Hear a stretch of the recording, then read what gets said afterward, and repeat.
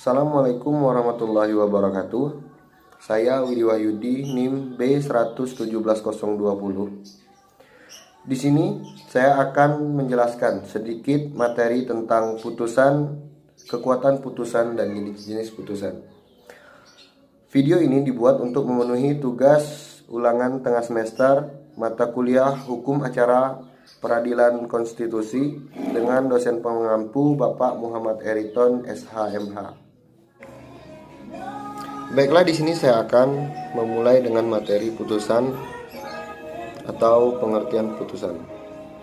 Putusan adalah setelah pemeriksaan perkara yang meliputi proses pengajuan gugatan tergugat, jawaban tergugat, replik tergugat, duplik tergugat, pembuktian dan kesimpulan yang diajukan baik oleh penggugat maupun oleh tergugat.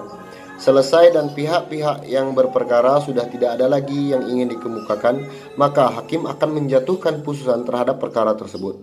Putusan perkara pengadilan merupakan suatu yang sangat diinginkan dan dinanti-nantikan oleh pihak yang berperkara untuk menyelesaikan sengketa mereka dengan sebaik-baiknya.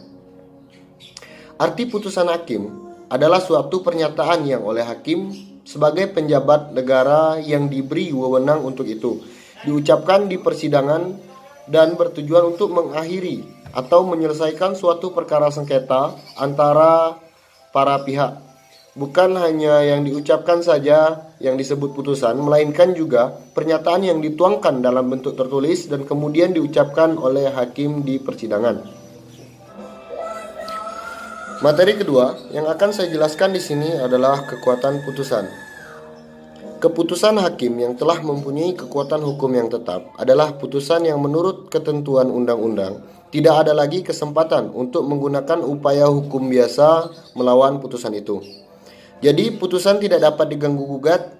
Sebagai contoh, putusan Versteeg atau putusan tanpa hadirnya tergugat yang tidak diajukan perlawanan, putusan tingkat pertama yang tidak diajukan banding, putusan pengadilan tinggi yang tidak diajukan kasasi, putusan kasasi yang tidak diajukan upaya hukum luar biasa, yaitu peninjauan kembali putusan yang telah mempunyai kekuatan hukum yang tetap. Sedangkan yang belum mempunyai kekuatan hukum yang tetap adalah putusan yang menurut ketentuan perundang-undangan masih terbuka kesempatan untuk menggunakan upaya hukum melawan putusan itu. Misal, perlawanan atau verzet, banding dan kasasi. Putusan yang mempunyai kekuatan hukum yang tetap dalam perkara perdata mempunyai 3 ketentuan, yakni kekuatan mengikat.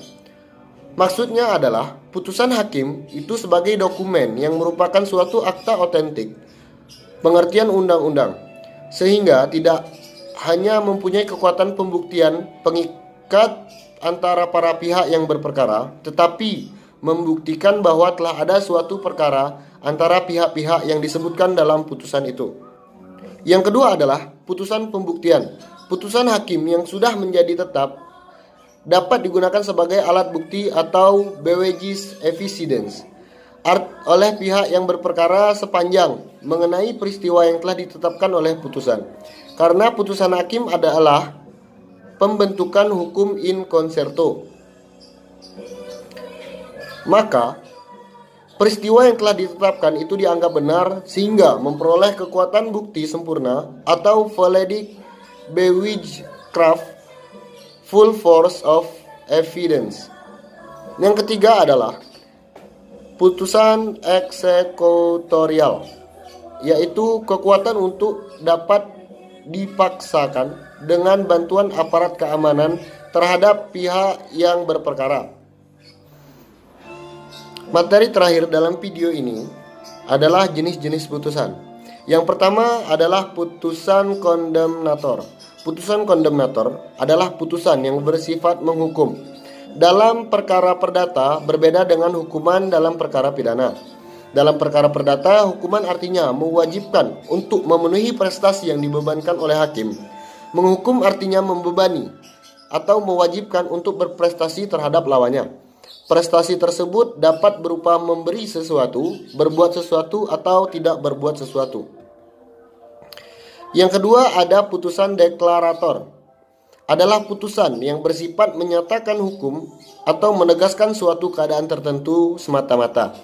Dalam putusan deklarator, tidak ada pengakuan suatu hak atas prestasi tertentu.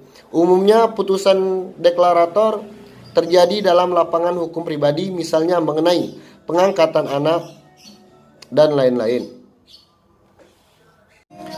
Putusan deklarator bersifat penetapan saja tentang keadaan hukum, tidak bersifat mengadili karena tidak ada sengketa. Putusan deklarator seperti disebut deklarator murni. Yang ketiga, ada putusan yang bersifat menghentikan keadaan hukum lama atau menimbulkan keadaan hukum baru yang disebut putusan konstitutif.